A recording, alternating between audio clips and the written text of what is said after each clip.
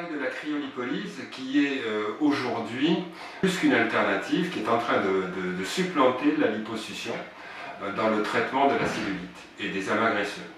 Comme son nom l'indique, cryo c'est le froid, lipo c'est graisse et lyse c'est destruction. Donc on détruit les graisses par le froid.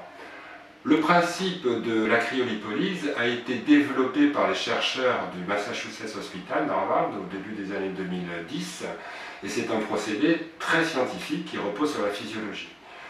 Il ne suffit pas, contrairement à ce qu'on pourrait croire, de geler les graisses, le but n'est pas là.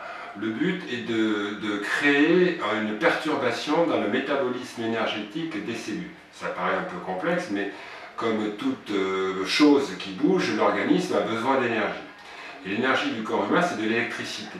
Cette électricité que la cellule produit, elle est produite par des centrales énergétiques, donc c'est à l'état microscopique, ça fait quelques microns, et elles s'appellent les mitochondries.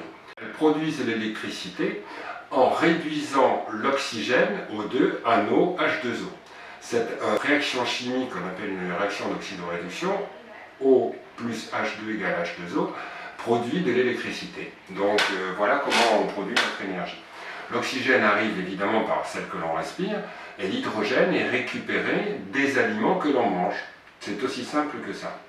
Du coup, après une séance de cryolipolyse, l'anoxy-reperfusion que l'on a créée va déclencher ce processus qui va durer pendant 3 mois. Et pendant 3 mois, les cellules graisseuses vont mourir. Ce procédé a été démontré scientifiquement par les chercheurs d'Harvard, du Massachusetts Hospital.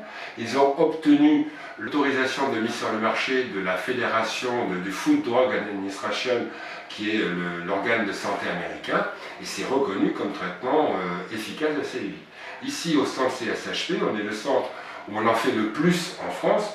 On en fait à peu près 500 à 600 par an depuis 4 ans, et on a aujourd'hui à peu près 100% de résultats positifs. Bien sûr, il faut associer la cryolipolyse à une réorganisation alimentaire et à la mise en place d'une activité physique adaptée. C'est ce que l'on fait. Tout ça est lié et on refait une visite de contrôle 3 mois après en comparant les photos avant et les photos après.